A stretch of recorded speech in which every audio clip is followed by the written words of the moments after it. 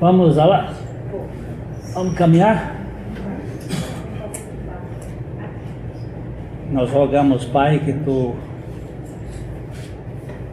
conquiste o nosso espírito para Ti mesmo. Fale conosco pela Tua palavra. No nome de Jesus. Amém. Jacó é uma figura tipológica do Evangelho, da obra de Deus em favor do homem. Ele traz no seu nome já a raiz da identidade humana. Jacó, suplantador, trapaceiro, vigarista, enganador. É a característica da nossa natureza. A natureza humana, a Bíblia descreve como desesperadamente corrupta. Quem o conhecerá? Uma das coisas mais difíceis é diagnóstico da nossa identidade. Porque nós fomos acostumados, desde pequenininhos, a acreditar na mentira. Você é bonzinho. É ser uma criança boazinha. Principalmente se é neto, né?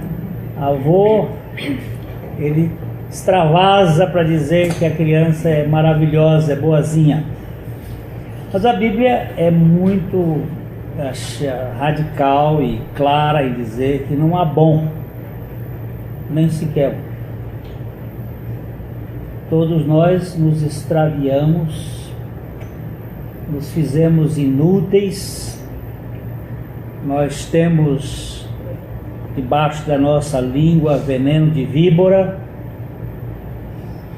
e não é à toa, e com palavras nós destruímos pessoas, esfacelamos, aleijamos, ao usar termos que ofendem, que ferem.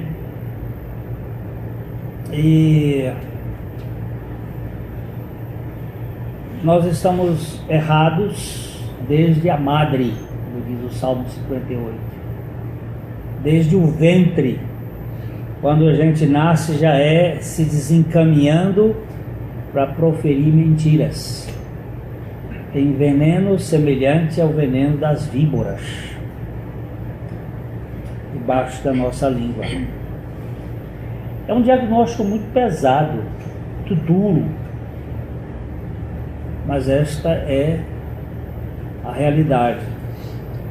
Corrupto não é só o Congresso Nacional e toda a gente que está envolvida no Lava Jato e nos mensalões e petrolões. Corrupto sou eu.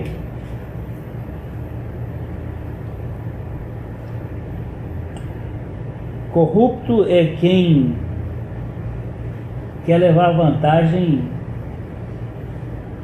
num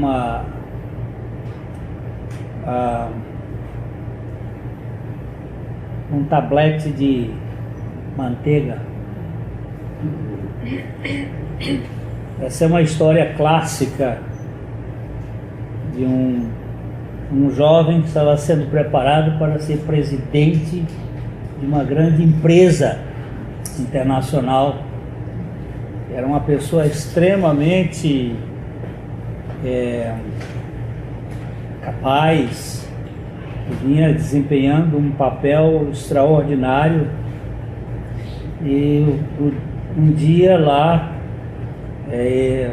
o presidente da firma o viu colocar o tablete da manteiga debaixo da folha de alface na hora de passar no caixa da empresa onde cada um pagava a sua.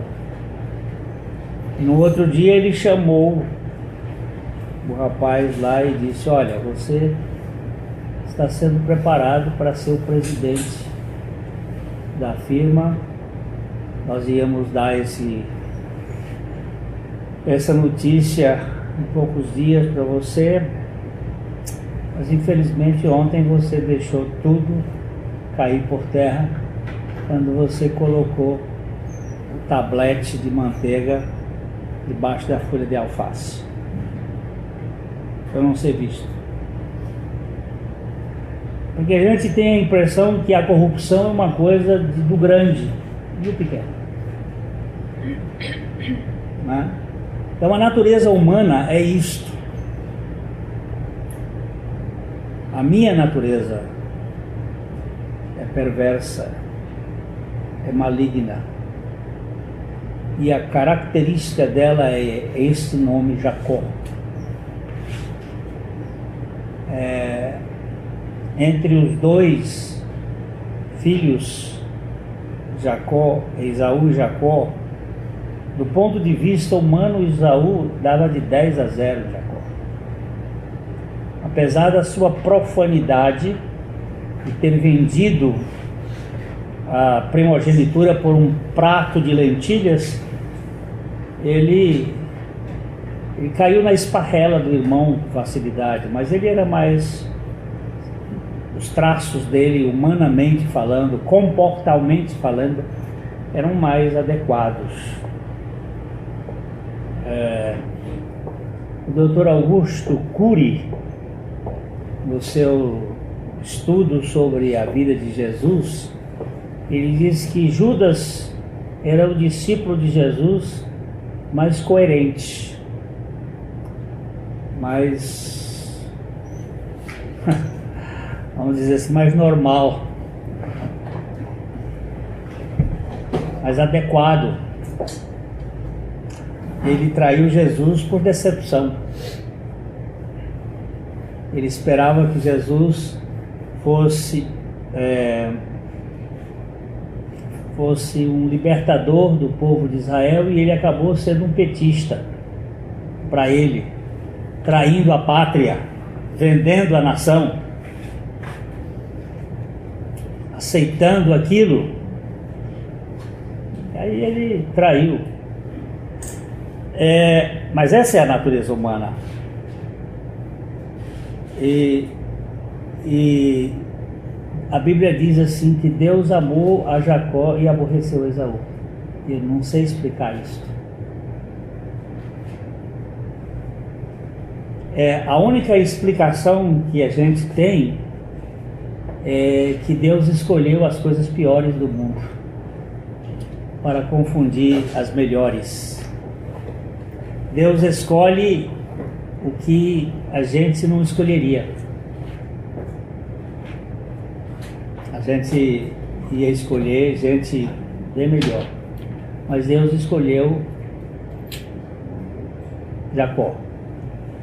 E o Jacó é uma figura exatamente da obra da redenção.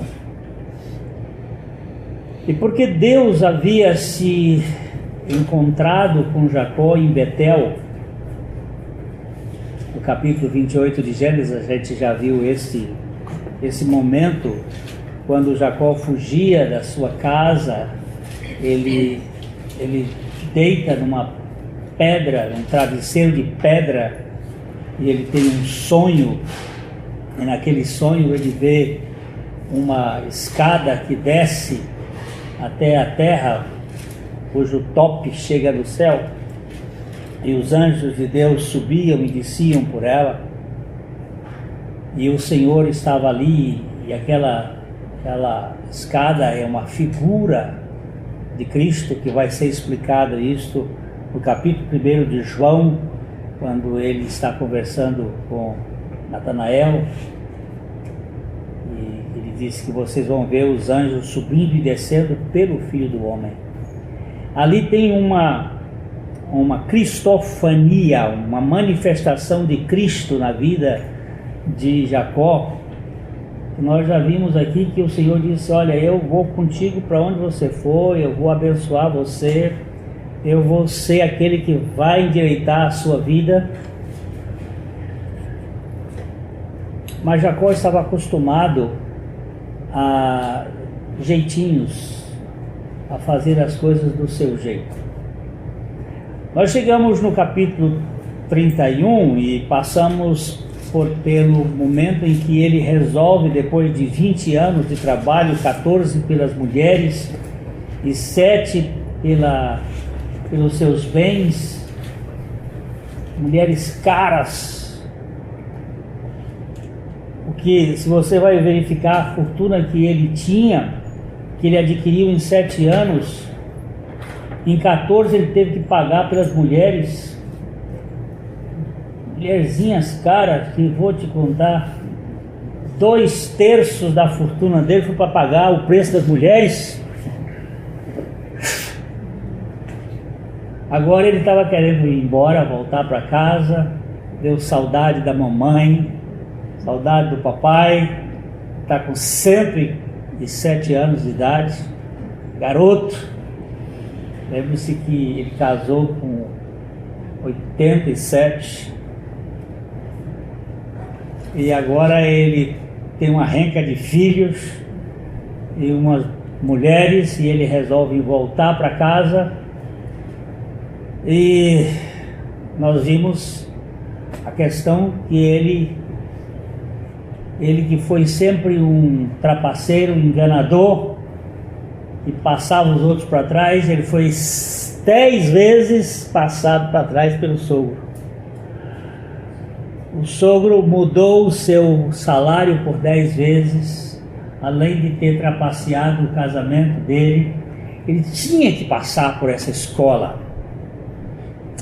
Nós contamos aqui aquela historinha da mamãe, da minha mãe: quem bem faz para si é, quem mal faz para si é.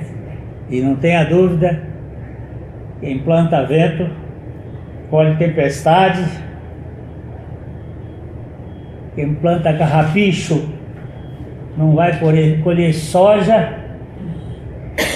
Então ele teve que passar por uma escola, mas a escola do sofrimento, das dores, para quebrantamento. Porque vida cristã, vida com Deus sem quebrantamento, não existe. Deus precisa nos quebrantar. Jacó então faz um acordo. Eu não chamo isso de aliança, eu sei que há uma possibilidade de ser traduzida a palavra por aliança, mas eu acho que é mais um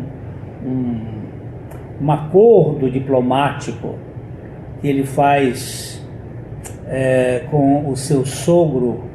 É uma questão de compromisso em que eles procuram criar certos limites entre a terra de Harã e a terra de Canaã. Este foi o primeiro acordo diplomático histórico entre esses povos. E ali fixaram-se os limites. Vamos dar uma olhadinha em Gênesis capítulo 31. Os versos 43 para frente. Então respondeu Labão a Jacó: as filhas são minhas filhas, os filhos são meus filhos, os rebanhos são meus rebanhos, e tudo o que vês é meu. Que posso fazer hoje a estas minhas filhas ou aos filhos que elas deram à luz? O Labão, ele, além de lambão, ele é um astucioso negociador. Ele diz: olha, você não tem nada, tudo é meu, eu sou realmente o patriarca, o dono de tudo. Mas aí ele diz: pois bem, Vamos fazer uma aliança. Vamos fazer essa tradução eu faria como uma espécie de um acordo. Vamos fazer um acordo, vamos fazer aqui um compromisso entre a minha pessoa e a tua, e que sirva de testemunho entre mim e ti. Então Jacó tomou uma pedra e a erigiu por coluna. A gente vai ver isso mais para frente, mas os 4 patriarcas do livro de Gênesis, Abraão, Isaque, Jacó e José, eles têm sempre 4 realidades espirituais ligadas a eles. Abraão construiu 4 altares. Isaque cavou 4 poços. Jacó edificou 4 colunas. E José teve 4 sonhos. E a gente tem nesses elementos, eu espero ainda trazer um dia as realidades espirituais dessas 4 coisas: o altar, o poço, a coluna e o sonho. São características espirituais que estão por trás dessas realidades. E aqui nós temos a segunda coluna que Jacó constrói, e disse a seus irmãos. Ele não tinha irmãos, eram os irmãos das esposas dele, que eram os seus cunhados. E juntai pedras. E tomaram pedras e fizeram um montão ao lado do qual comeram. Foi um banquete, um companheirismo. A palavra companheiro é aquele que come pão junto, é aquele que faz uma refeição para trazer a harmonia. É algo parecido com a ceia do Senhor. A ceia é uma figura de congraçamento. Aí chamou-lhe Labão aquele lugar de Jegar Saduta, e Jacó chamou de Galede. Uma palavra é aramaica, a outra palavra é hebraica. As duas palavras têm o mesmo sentido: o monte do testemunho, o lugar em que se testemunha um acordo. Este acordo, do ponto de vista das nações que estão em voga aqui, que é Síria e Israel, esse acordo tem sido quebrado, mas eles têm preservado a notoriedade política deste acordo. E disse Labão: seja hoje este montão por testemunha entre mim e ti. Por isso lhe chamou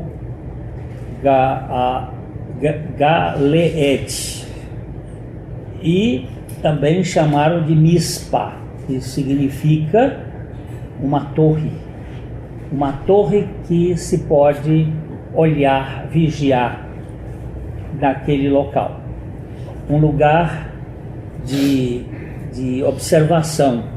Pois disse: vigie o Senhor entre mim e ti, e nos julgue quando estivermos separados um do outro. Eu não vou entrar em todas as guerras, mas tem algumas guerras que chama muita atenção. A Guerra dos Seis Dias, por exemplo.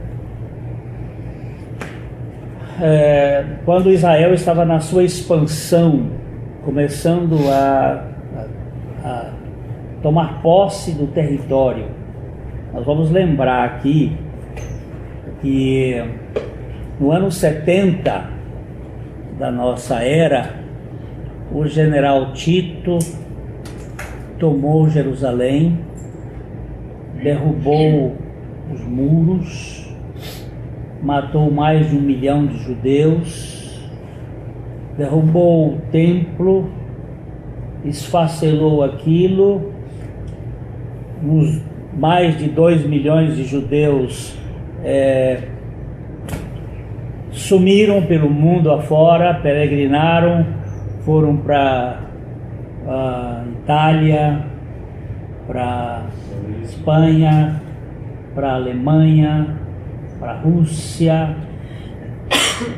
Vocês vão estudar isso, os sefaradis que ficaram na região, os askenazes, eles se espalharam pelo mundo afora e só retornaram no ano 48, 1948, contra quase todos. O voto que acabou dando a condição foi do nosso embaixador brasileiro, Oswaldo Aranha, que deu o voto de Minerva lá para poder Israel voltar para a terra. E eles, no ano 49, já enfrentaram uma guerra, no ano 52 já enfrentaram outra guerra, no ano 57 enfrentaram outra guerra, e no ano 67 eles tiveram aquela chamada Guerra dos Seis Dias, em que há relatos de eles, não sei se vocês se lembram, mas eu me lembro bem desses fatos, que os aviões sírios, os aviões egípcios, os aviões da Jordânia nem saíram do aeroporto. Eles foram bombardeados em solo, quase a totalidade. Israel teve uma pequena perda, um helicóptero, alguma coisa assim, pouca coisa, mas eles viam faixas, são narradas, não por um, nem dois, nem três, viam faixas escritas no ar: o Senhor, em hebraico, pelejará por vós. O fato é que, se é verdade ou não é verdade, o fato é que a vitória foi escachapante. E faz parte deste, eu digo, faz parte deste contrato, porque ele diz assim: o Senhor vigie entre mim e ti. É só por Deus mesmo, porque em pouco tempo ele desenvolveu todo esse 40 anos. Não tem explicação. E agora, quando todas as nações virão se voltar contra Israel no Armagedon, ele vai ficar sozinho, mas o Senhor vai lutar por ele. Eu acho que aqui é uma pista, aqui tem um foco: o Senhor vigie entre mim e ti e nos julgue quando estivermos em contendas. Essa palavra separados um do outro, eu vou até olhar aqui o que a palavra diz assim: quando nós estivermos escondidos um do outro, ou nos ocultarmos um do outro, ou não tivermos interesse um pelo outro. E isto é diplomático, isto também é belicoso. Se maltratares as minhas filhas e tomares outras mulheres além delas, não estando ninguém conosco, atente que Deus é testemunha entre mim e ti. Rapaz, você botar Deus como testemunho nas coisas é coisa séria. Porque se é uma coisa que Deus zela, é pela sua palavra e pelos seus pactos. Então disse Labão a Jacó: eis que este montão e esta coluna que levantei entre mim e ti, seja o montão testemunha e seja a coluna testemunha de que para o mal não passarei o montão para lá, e tu não passarás o montão e a coluna para cá. Um contrato assinado pelos dois e testemunhado por Deus.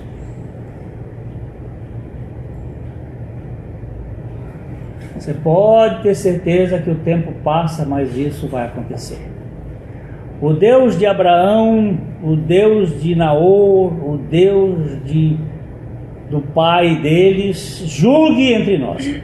Aqui eu tenho um pouco de perigo, porque é Labão que está dizendo. E o Deus de Abraão, antes ele está chamando o Deus de Naor e o Deus de Terá, naquele tempo não era o Deus Jeová. Então pode ser uma forma, e como no hebraico não existe letras maiúsculas, e aqui quando ele está dizendo Elohim de Abraão, pode ser do tempo antigo, mas tudo bem. Mas Jacó não entrou nessa, ele disse: o temor de Isaac, meu pai, é que vai ser o meu juramento, porque o temor do Senhor é o princípio da sabedoria. Ele busca uma relação de respeito e de reverência. E ofereceu Jacó um sacrifício na montanha e convidou os seus irmãos, seus cunhados ali, para comerem pão, e comeram pão e passaram a noite na montanha. Foi um jantar, um banquete de restauração, mas também de acordo para que não houvesse mais guerra entre a família. E tendo se levantado Labão pela madrugada, beijou seus filhos e as suas filhas, quer dizer, os netos dele, e os abençoou, e partindo voltou para a sua casa. Então este é o acordo de duas facções da mesma família e que dão posições históricas de países. Mas entramos no capítulo 5. Isso aqui é mais um retrocesso que a gente fez aqui para olhar. Agora o capítulo 32 é um capítulo muito significativo, porque é a reconciliação de Jacó com Esaú. Labão saiu cedinho, também Jacó seguiu o seu caminho, e anjos de Deus lhe saíram a encontrar. E quando os viu, disse: este é o acampamento de Deus, e chamou aquele lugar de Maanaim. Esta a palavra aqui significa dois acampamentos, dois exércitos, dois bandos que se reúnem, o de Jacó e o do Senhor. Eu vou fazer uma leitura rápida até um ponto, e depois a gente vai voltar para algumas considerações. Então, quando os viu, disse: este é o acampamento de Deus, Jacó dizendo, e chamou aquele lugar de Maanaim. Então Jacó enviou mensageiros diante de si a Esaú, seu irmão, a terra de Seir, território de Edom. O que Jacó fez? Estou deixando Labão, estou deixando Arã, estou deixando a Mesopotâmia, estou deixando toda essa, agora eu vou para a terra que o Senhor prometeu a nossos pais, e eu agora vou tem que me encontrar com meu irmão em algum lugar. E meu irmão está enraivecido comigo porque eu passei ele para trás. Ao invés de Jacó confiar no Senhor, ele vai criar uma estratégia. Então, ele diz assim: e lhe ordenou aos servos, lhes ordenou: assim falareis a meu senhor Esaú. Meu senhor, porque ele era o irmão mais velho. Teu servo Jacó manda dizer isto: como peregrino morei com Labão, em cuja companhia fiquei até agora. Começa a apresentar suas credenciais de posse e não de ser. Tenho bois, jumentos, rebanhos, servos e servas. Mando comunicá-lo a meu senhor para lograr mercê à sua presença. Olha que jogo terrível que a gente faz. As pessoas não valem pelo que elas são, elas valem pelo que elas têm. Então vamos fazer logo um negócio, porque se você está grande lá, eu também estou aqui. Vamos negociar na base das nossas posses. Vamos amainar aqui. Essa era a ideia central e que eu possa lograr mercê. Essa palavra aqui é uma palavra que tem o sentido de graça, favor, aceitação. Deixa eu encontrar a sua aceitação. E voltaram os mensageiros a Jacó, dizendo: ó, fomos a teu irmão Esaú, e também ele vem a caminho para se encontrar contigo com 400 homens com ele. Opa! Então deve ter guerra. O cara está vindo para encontrar-se comigo e traz 400 homens. Então Jacó teve medo e se perturbou. Vai me matar. Eu não tenho condições de resistir, porque eu não tenho exército. O meu exército é de meninos, mulheres. Então o que ele fez? Ele dividiu em 2 bandos o povo com ele, os seus servos, as suas servas, e os rebanhos, e os bois, e os camelos. A primeira estratégia dele é criar impactos para que o seu irmão, se agisse de um jeito, ele poderia fugir com uma parte por outro lado. É uma estratégia de judeu mesmo. Pois disse: se vier Esaú com um bando e ferir o outro bando, escapará. Se ele ferir um bando, o outro vai escapar. E orou Jacó. Ele faz a estratégia e ora: Deus de meu pai Abraão e Deus de meu pai Isaque, o Senhor que me disseste: torna a tua terra, a tua parentela, e te farei bem. Sou indigno. Cara, começou? De todas as misericórdias e de toda a fidelidade que tens usado para com o teu servo, pois com apenas o meu cajado atravessei o Jordão. E agora são 2 bandos. Era só um, mas ele dividiu o negócio, que é para ficar maior, que a gente tem uma mania de crescer nos números. Livra-me das mãos de meu irmão Esaú, porque eu o temo, para que não venha ele matar-me e as mães com os filhos. Ele não pensou primeiro nos filhos nem na mãe, pensou nele. É característica do egoísmo. E disseste: certamente eu te farei bem e dar-te-ei a descendência como a areia do mar, que pela multidão não se pode contar. Ele começa a chamar à memória o que Deus havia prometido a ele. E tendo passado ali aquela noite, separou do que tinha um presente para o seu irmão Esaú. Olha o presente: 200 cabras, 20 bodes, 200 ovelhas, 20 carneiros, 30 camelas de leite com suas crias, 40 vacas e 10 touros, 20 jumentas e 10 jumentinhos. Será o presente para amainar o coração do seu irmão. Muitas vezes nós damos presente de Natal na família, no dia 25, 24 para 25, presentes para ajeitar relacionamentos, né?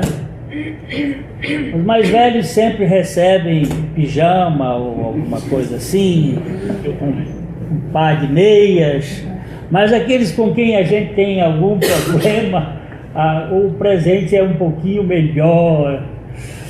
E entregou-os nas mãos dos seus servos, cada rebanho à parte, e disse aos seus servos: passai adiante de mim e deixai espaço entre o rebanho e rebanho. Tinham 2 grupos, e agora vão mais para frente. E ordenou ao primeiro, dizendo: quando Esaú, meu irmão, te encontrar e te perguntar de quem és, para onde vais, de quem são estes diante de ti, responderás: são de teu servo Jacó. É presente que ele envia ao meu senhor Esaú, e eis que ele mesmo vem vindo atrás de nós. Ele montou um esquema bem diplomático para resolver a questão. Ordenou também ao segundo e ao terceiro, eram 2 grupos, mas ele dividiu o seu presente em grupos, e ordenou também ao segundo e ao terceiro e a todos os que vinham conduzindo os rebanhos: falareis desta maneira a Esaú quando vos encontrardes com ele. O discurso era o mesmo, a estratégia era a mesma, para amainar a fúria do seu irmão. E direis assim: eis que o teu servo Jacó vem vindo atrás de nós, porque dizia consigo mesmo: eu o aplacarei com o presente que me antecede, depois o verei, porventura me aceitará a presença. Olha como é estratégica: primeiro o presente para depois a presença. São estratégias de quebrar. Assim passou o presente para diante dele, ele porém ficou aquela noite no acampamento. Isso aí virou costume depois, né, que Salomão aconteceu isso. Mesma coisa, Davi fez também isto. É uma questão de quebrar. A Bíblia tem lá no livro de Provérbios que um presente dado ocultamente cura muitas feridas. Você quebranta. Mas nós vamos voltar aqui, porque daqui para frente é a luta com Deus. Jacó luta com Deus no Val de Jaboque. Eu quero gastar tempo nisso aqui no outro dia, mas eu vou só fazer algumas considerações rápidas anotadas aqui para a gente observar.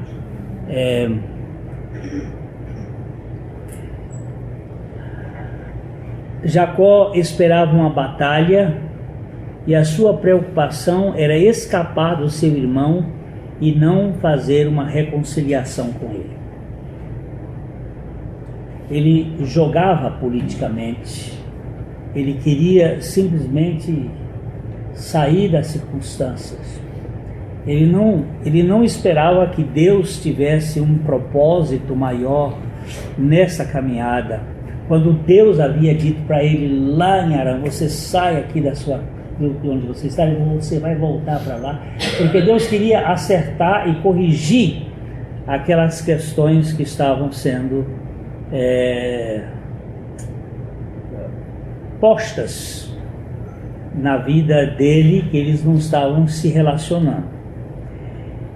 Naquele momento ele viu o exército de anjos protegendo-o, mas mesmo assim, isto não encorajou a sua fé a confiar no Senhor. Ele usa estratégias.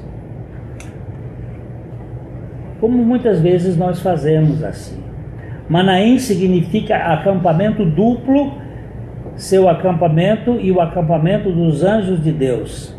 Talvez aqui Deus estivesse querendo que ele se lembrasse de Betel, onde os anjos estavam lá, para dizer para ele: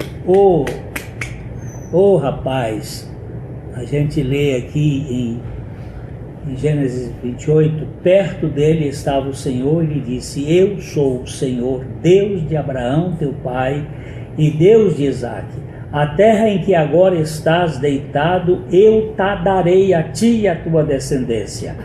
A tua descendência será como o pó da terra, estender-se-á para o ocidente, para o oriente, para o norte e para o sul, e em ti e na tua descendência serão abençoadas todas as famílias da terra. Eis que eu estou contigo e te guardarei por onde quer que fores, e te farei voltar a esta terra, porque te não desampararei até cumprir eu aquilo que te hei referido.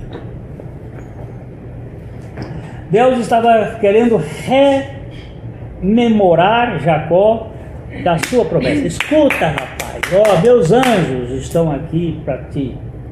Mas Jacó não pensava assim. Um minuto Jacó orou em busca da ajuda de Deus. No minuto seguinte ele inventou uma nova maneira de apaziguar o seu irmão irritado com estratégias.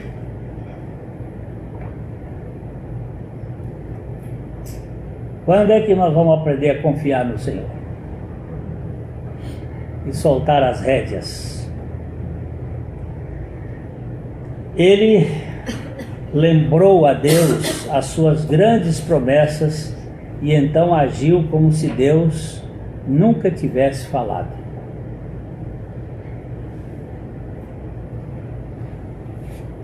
Ele sabia que Deus tinha dito para ele: Jacó, eu vou contigo, tal, mas aí ele diz: não, deixa eu fazer aqui uns ajeitamentos para tentar acertar. Esta é a conduta de um crente que precisa ser quebrantado diante de Deus. Nós precisamos passar para a mão do Senhor as nossas grandes lutas. Ele orou para ser liberto de Esaú, mas a sua maior necessidade era ser liberto de si mesmo. A grande necessidade que temos é da nossa libertação de nós mesmos. Ele queria que Deus o livrasse de Esaú e Deus queria livrar Jacó de Jacó. Nós vamos depois andar um pouco mais neste capítulo. Jacó foi quebrado para ser curado, enfraquecido para ser fortalecido.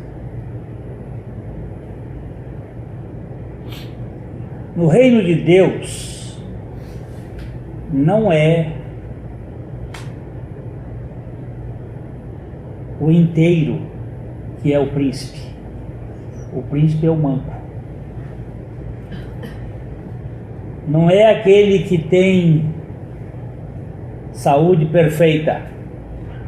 É aquele que é ferido na coxa, que mostra a sua fragilidade. O apóstolo Paulo, eu não sei, se alguém teve o privilégio que o apóstolo Paulo teve, de ir ao terceiro céu.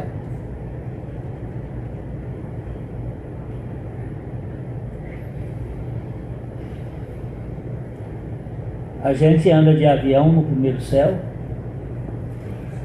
Tem uma turma aí que vai até nos espaços siderais aí no segundo céu. Mas no terceiro céu,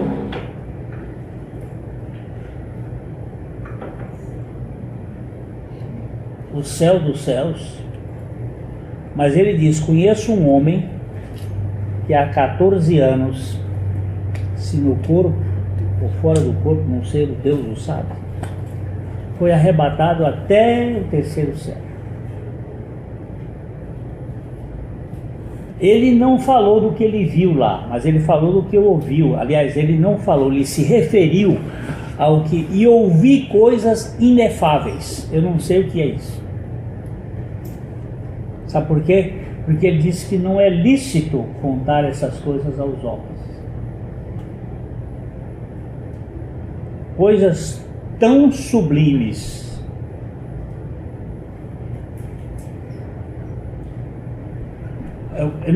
Ainda não vi nenhum outro que tivesse tido esse privilégio. Talvez Elias e Moisés, mas eles não voltaram para se referir a essas coisas que estão lá na dimensão. Mas ele foi e voltou. Ele disse: não tem o que contar de tão grande. Mas sabe o que aconteceu, gente? Deixa eu contar para vocês. Para que eu não me exaltasse, não me ensoberbecesse com as grandezas das revelações, foi-me posto um espinho na carne, um mensageiro de Satanás, a fim de me esbofetear, para que eu não me exaltasse. E aqui nós temos que verificar duas coisas, pelo menos.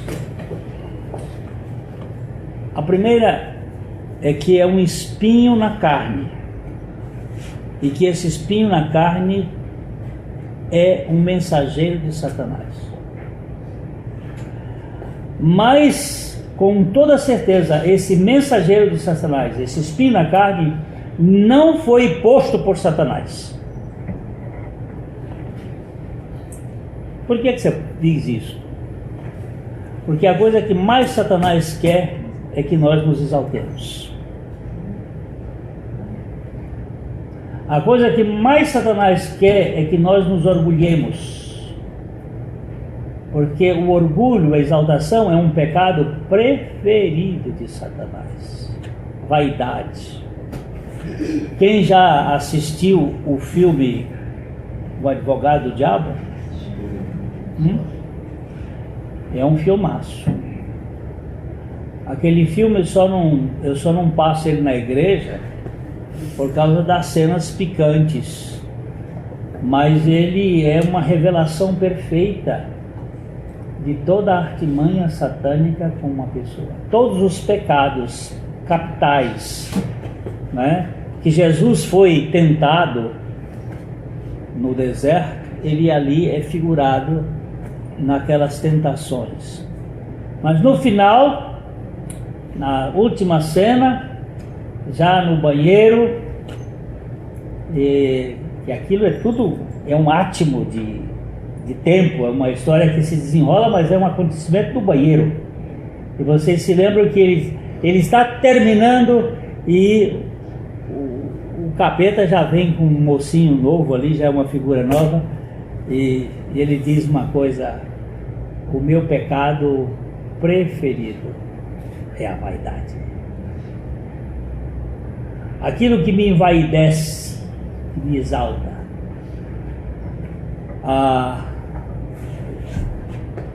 Eu não gosto, mas não tenho preocupação com a crítica.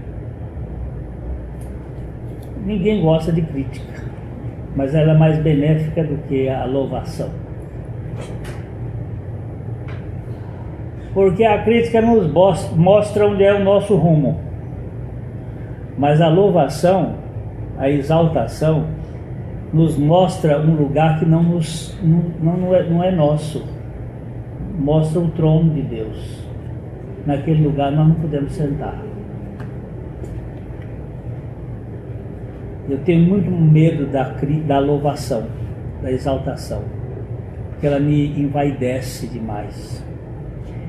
Todas as vezes que eu recebo elogios, eu não digo para a pessoa, não, eu não mereço, porque isso pode parecer uma falsa modéstia.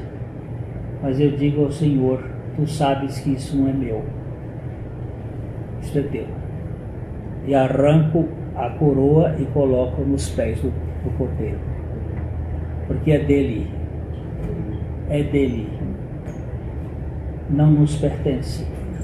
Ah, mas você foi usado, eu posso ter sido usado, mas o bisturi que é usado pelo médico é bisturi, o médico é que é o médico, e o Senhor pode nos usar, mas a glória pertence a Ele. E nós precisamos entender que Paulo tinha um espeto na carne com uma finalidade principal: revelar a sua fraqueza, porque é na fraqueza que está o poder de Deus. O poder de Deus não está na nossa força, e Deus precisava quebrar Jacó, como Deus precisa nos quebrar, para que nós não tenhamos nenhum poderio de exaltação. Quando Jacó foi quebrado, ele foi curado. Mas ele não ficou manco? Ficou, mas ele ficou são. Ele fisicamente era manco, mas psicologicamente ele estava agora entendendo que quem controlava a vida dele não era ele, era o Senhor. Eu tenho a impressão, viu Zé, eu vou levantar aqui só um instantinho, não sei como é que vai fazer, mas eu tenho a impressão que cada vez que ele manquejava, ele lembrava: ah, é Deus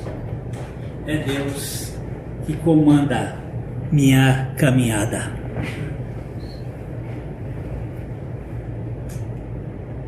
Não era uma cicatriz nas costas que não era vista. Não foi uma bala que deixou apenas um lugar, não. Foi um nervo. É o ponto nevrálgico do ser humano. Jacó foi ferido no nervo da sua coxa, o ciático. Você sabe como é o ciático? Como o ciático de velho é ruim, mas agora não é o ciático só de velho, é o ciático encolhido, marcado para o resto da vida, manquejando. Jacó, daí para frente, ele passou a ser Cláudio, o nome dele. Cláudio significa aquele que manqueja, claudicante, é o manco. Jacó agora estava curado, e na sua fraqueza ele estava fortalecido.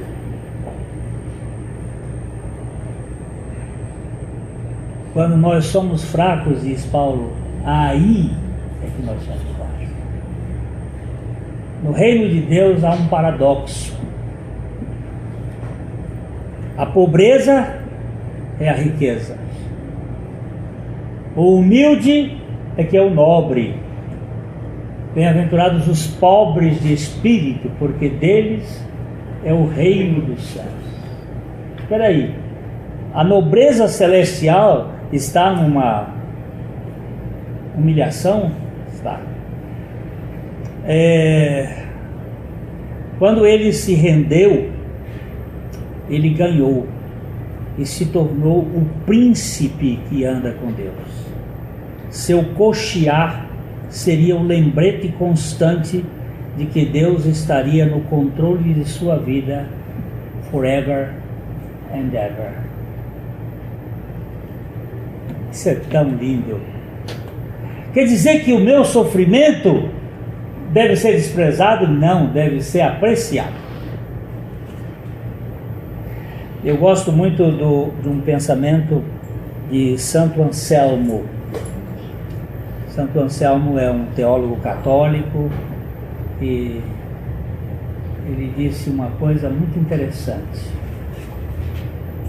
Deus, não me permitas viver sem provações nem tentações, porque se eu viver sem tentações, eu serei tentado de viver sem ti. São as provações, as tentações e os sofrimentos que nos levam à dependência de Deus. Eu não sei porque que o Senhor foi comparar-se com videira. Por que ele não se comparou com carvalho? Ele comparou a gente com carvalho, mas ele disse que ele era a videira verdadeira. Agora, eu estive no Chile recentemente e fui visitar uma plantação lá de uma vinícola e um parreiral, e estava vendo que figura mais esdrúxula. A terra pior é onde se planta a uva. Não precisa ser a terra inóspita, terra ruim. Não nasce nem capim, não nasce nem tiririca.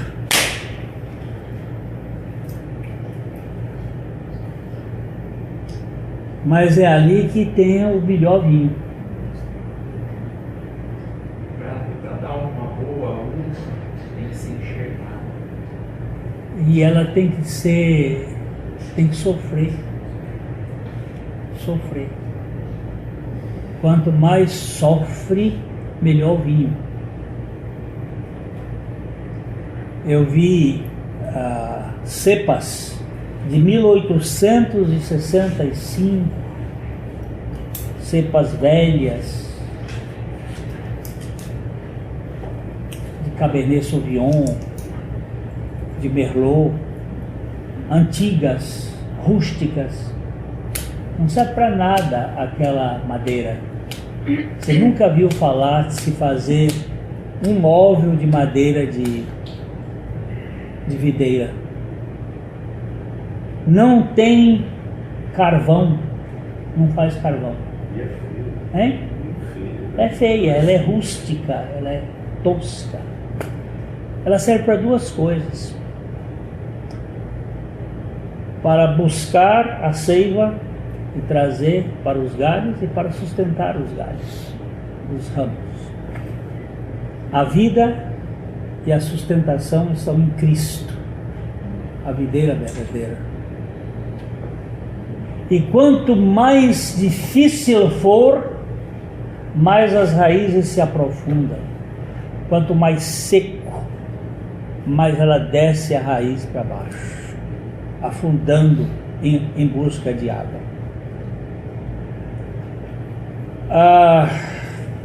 Na próxima vez nós vamos estudar um pouquinho quando Deus luta contra nós, contra a nossa força. Ele usa a mão esquerda. Mas quando ele luta por nós, ele usa a mão direita.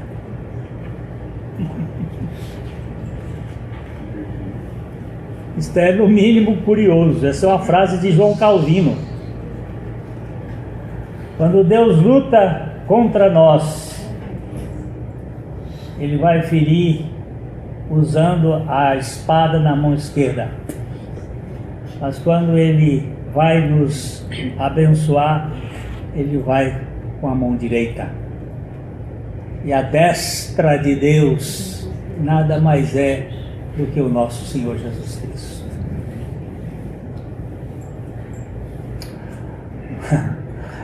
Um dia você vai olhar lá no profeta, se você quiser,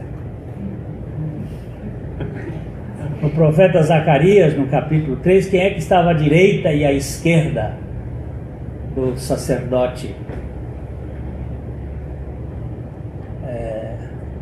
Josué, o sumo sacerdote? Então você leia e repara quem está na direita e na esquerda, que é para você perceber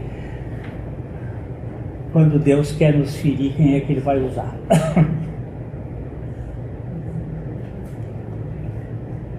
Muitas vezes nós achamos que isso é injusto, mas é a maneira mais graciosa para nos quebrantar, a fim de que nós dependamos daquele que é, que era e que há de vir, o Todo-Poderoso. Quando nós deixamos que Deus faça o seu caminho nas nossas vidas, isto é o amanhecer de um novo dia. Quando Jacó foi ferido na madrugada, ele disse ao Senhor, o Senhor lutava com ele e disse, deixa eu ir. Ele disse, não, enquanto não me abençoares. Nós vamos verificar isso, se Deus quiser, na próxima semana. A operação da graça de Deus para fazer um salafrário, um bandido, um cretino, um vigarista, numa bênção, num príncipe, no homem que tem a revelação do que é o Evangelho de Jesus Cristo para nós. Que o Senhor nos dê graça de sermos tratados por Ele para a glória dEle. Amém. Te agradecemos, Pai, porque o Senhor não perde nenhum daqueles que o Senhor coloca aos teus olhos. Amém.